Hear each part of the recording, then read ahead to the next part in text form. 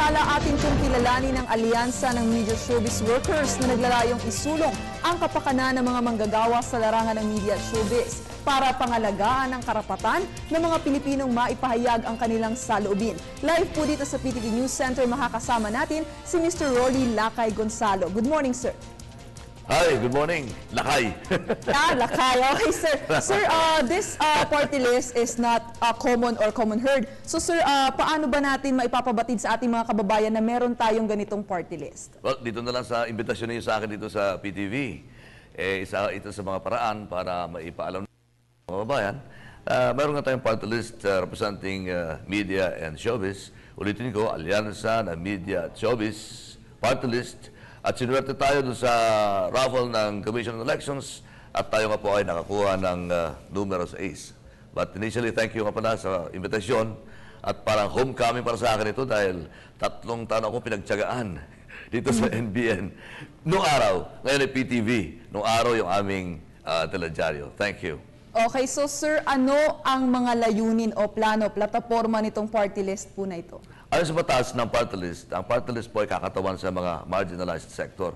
Maraming mga nagtatanong, ang media ba at ang showbiz ba ay marginalized? Ang sagot nga natin dyan ay oo, kasi mas marami tayong mga maliliit na mga kapatid sa hanap buhay na nangangailangan din ng pagkalinga. At initially ang gusto natin mangyari pagka naupo tayo sa Kongreso, of course gusto natin maging tunay o kay lehitimong kinatawan ng media at showbiz sa Kongreso. In the past, meron na tayong mga kapatid sa media at saka sa showbiz na naging mga kinatawan sa Kongreso, pati na sa Senado. Pero ito po ay mga kumakatawan sa kanilang mga distrito. Hindi po talagang lehitimong sa sektor nating ginagalawan ang media at showbiz. Marami po tayong mga concerns din para sa media. Gusto natin magkaroon din ng mahusay na pabahay, programa ng pabahay, edukasyon, scholarship, protection, insurance coverage, medical benefits. At siyempre gusto natin ipagpatuloy yung ating pagiging sumbungan, tulugan ng mga problema ng bayan. At siyempre gusto natin ipagpatuloy ang pagbibigay ng aliw sa ating mga kababayan. At para may pagpatuloy yan, ay kinakailangang itulak po tayo kay makarating po tayo sa Kongreso. So sir, mas malalim pala itong plataforma ng party list na ito. Sir, may mga scholarship tayo, may mga pabahay tayo. That's right. Okay. Kasi sa ngayon, ang dami natin mga kasamaan sa hanap buhay na tumanda na't lahat, magre-retiro na't lahat sa industriya, wala pang may tuturing na sariling bahay. Sa coverage, alam niyo lahat yan sa atin sa media. Ang sarap ng pakiramdam natin pagka nagkakaroon ng actual coverages, mga halimbawa, nitong nakalipas na mga kudeta. Ang sarap ng pagkukover natin maghapon. But at the end of the day, matatanong natin sa ating mga sarili, paano kayo ay tinamaan during the So sir, itong mga pabahay po na ito, sir, if you don't mind, ito po ay para din sa mga ating media practitioners. That's right. Tama ka. Kaya na aking binanggit, magkakaroon tayo hopefully ng isang mahusay na programa ng pabahay kapag tayo ay maluklok sa Kongreso. So sir, even yung mga scholarship para po ito sa ating mga media practitioners, o lahat po sa CLAW, magmula cameramen, crew, reporters, lahat po. Tama, kasi kagaya na aking binabanggit, mas maraming maliliit na mga kapatid natin sa industriya at saka sa media at saka sa showbiz, kaysa sa mga may mga pangalan na. Halimbawa, ilan ba ang Ed Finland sa industriya? Isa lang, di ba? Ilan ba kayo sa industriya? Ilan ba ang audience sa industriya? Isa lang. Pero mas marami yung mga maliliit, mga cameraman, mga legmen, mga researchers, mga news writers. Sa pelikula, ganun din. Ilan lang ang may mga pangalan sa pelikula. Mas marami yung mga maliliit na involved sa paggawa ng pelikula na nangangailangan ng pagkalinga na kagaya na aking binabanggit. Kaya isa sa mga gusto pag-upo natin ay magkaroon tayo ng Magna Carta for Journalism or Magna Carta for the Showbiz Industry. At lahat ng mga concerns na ito ay matutugunan at kasama na dyan yung pagtatayo natin ng tinatawag na Journalist Welfare Fund. Bibigyan din natin ng pondo yung MOWEL Fund. Ito yung para naman sa mga artista na wala ng kapondo-pondo sa ngayon. Hopefully, pag naupo tayo sa Kongreso, ay meron na tayong pagkukunan ng pondo para isulong itong mga programa o kaya mga proyekto nito para sa kanila. Sir Vivian Guria po. Sir, isang katanungan lang po. Isa po sa mga concerns ng mga media ngayon, yung media killings po. How do we plan to address this concern po? Alam mo, tayo na nga yung sinasabi nila dito sa Asia na pinaka-mapanganib ang buhay ng media. Kaya kapag tayo naupo, gusto nating i-revive yung dati natin ay meron tayong task force sa pagitan ng National Press Club at ang Department of Justice at saka ang Philippine National Police. Ito yung dulugan ng problema ng ating mga kapatid sa media na nahaharas at saka mga namamatay, no? Gusto nating isulong ang pagkakaroon insurance coverage na mahusay para sa ating mga kapatid. Isa sa mga ehemplo na po pwede kong maibigay dito, yung ating dating kapatid na sumakabilang buwan, si dating Undersecretary Joe Cappadocia, na namatay dahil sa nag-crash yung kanyang helicopter na sinasakyan dun sa Ifugao. Siya ay napagkalooban natin ng kulang-kulang 500,000 piso na insurance coverage sa pamamagitan ng National Press Club. Dahil hanggang ngayon, ako po, official din po ng National Press Club. So ito mga ito ay pagpapatuloy natin, no? Pagpapatuloy natin na mga programa para sa ating mga kapatid na nahaharas sa trabaho at siguro yung panawagan natin sa Department of Justice na bilisan ang paglilitis, no? Bilisan ang paglilitis sa mga krimen kung saan ang mga nagiging biktima rito ay ang mga kapatid sa hanap buhay. For instance, yung yung Maguindanao Massacre, 3 taon na mahigit ang iniusad, usad pagong nitong kasong ito. 32 sa ating mga kapatid ang mga napatay dito. Pero usad pagong pa rin ang ikot o kay takbo nitong kaso. Kaya nananawagan po tayo sa Department of Justice, ay bilisan itong mga kasong ganito. Opo, sir, nabanggit niyo na po ang inyong mga plataforma para po sa mga miyembro ng media. Ngayon naman po, curious po ako kung meron din po ba kayong plataforma para sa mga manonood po na meron din pong mga issues po concerning yung mga pinapalabas po sa telebisyon. Yeah, meron tayong ugnayan sa Movie Television Review and Classification Board.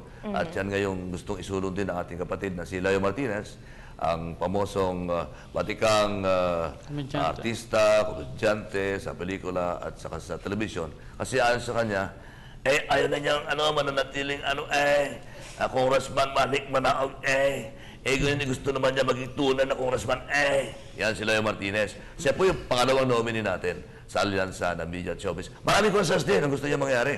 Kagaya na binabanggit mo, yung gusto niya magkaroon ng tamang edukasyon ang ating po mga manonood para yung values ng panonood ay mapanatili at hindi malulong sa mga hindi kanais-nais na mga panoorin. Matindi ang ugnayan nila sa MTRCB.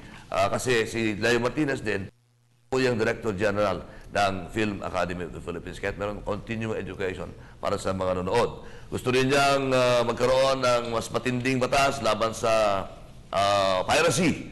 Kasi yan po ang pumapatay sa industriya. At siyempre, yung magbibigay nga ng, kagaya ng nabanggit ko earlier, mabibigyan ng pondo yung Mobile Fund. Ito naman yung tumutulong sa mga artista na nagkakasakit, mga nawawalan ng trabaho, mga nadidisgrasya. At kasama rin dyan yung pagsusulong ng tamang benepisyo kay pasweldo rin sa ating mga kapatid sa pelikula. Kasi marami rin mga kapatid natin sa pelikula na sa pakiramdam nila ay short change din sila kung minsan sa paggawa ng pelikula. Minsan, yun lang malaking artista na babayaran ng tama. Maraming mga maliliit na mga artista na hindi na nababayaran ng tama, delayed pa ang pagbabayad sa kanila. Sir, ika-clarify ko lang po, first time po bang sumali nitong party list po na ito? Hindi. Ito ay actually pangalawa na. Marami kami mga lessons na natutunan doon sa aming kampanya noong nakaraan. Sa ngayon, ang kampanya hindi na masasentro sa mga no? Okay. Ang mahalaga ngayon, kasi high-tech na tayo, mas madali na mga kampanya sa pamamagitan ng social sites o kay social networking, di ba? Yes. So sir, ano ang aksyon ninyo nitong party list na to? Kasi magulo ang showbiz, magulo din ang media, maraming iskandalo. So ano po ang nakikita nating solusyon o plano para maayos ito? Makikipagkunayan tayo sa Movie Television Review and Classification Board, no? para mas maigting ang screening na isasagawa sa mga pelikula. Siguro yung mga skandalo, no? Sa atin sa media, meron tayong self-regulation kung tawagin, no? Sa mga networks, meron tayong sariling para alituntunin para mahusay na mapalakad ang ating mga programa sa telebisyon. Ganun din sa radyo, no? Meron tayong kapisanan ng mga broadcaster sa Pilipinas. At maliban dyan, meron tayong National Telecommunications Commission. Sa lahat ng mga violations, pwedeng tanggalin o kaya pwedeng suspindihin ang prangkisa ng isang radyo o kaya telebisyon kung ito ay mga paglabag sa mga nakalatag na mga alituntunin. May mga aktibidades na ba tayong nakalatag na or naka-schedule na ngayon para mas makahanda o mas mapalakas natin itong ating samahan? At the same time din, para mas aware ang ating mga media practitioners. Oo, at nagkaroon na kami ng initial na motorcade nung nakaraang linggo kasi nagsimula ang ating kampanya noong Pebrero 12. Hindi kami sumabay sa guru sa motorcades all over Metro Manila. Ang ating motorcade ay ginawa namin nung araw ng Pebrero 13, araw ba ng Miyerkules yun?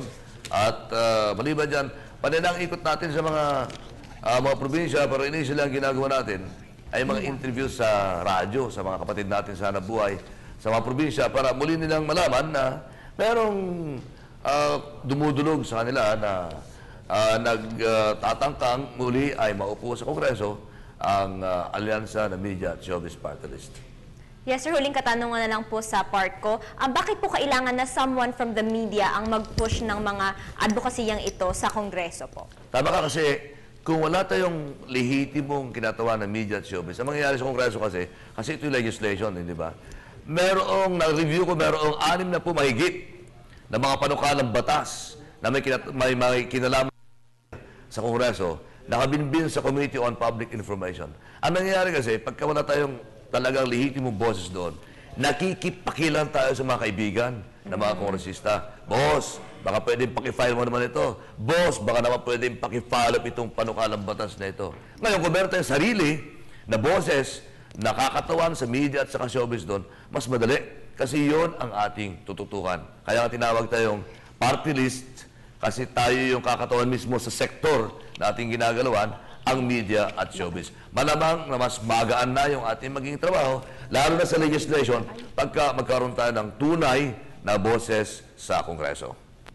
Yes, sir. Maraming salamat po sa good news na yan. Live mula dito sa PTV News Center, si Mr. Rolly Lakay Gonzalo ng Media Practitioner Representative ngayong eleksyon.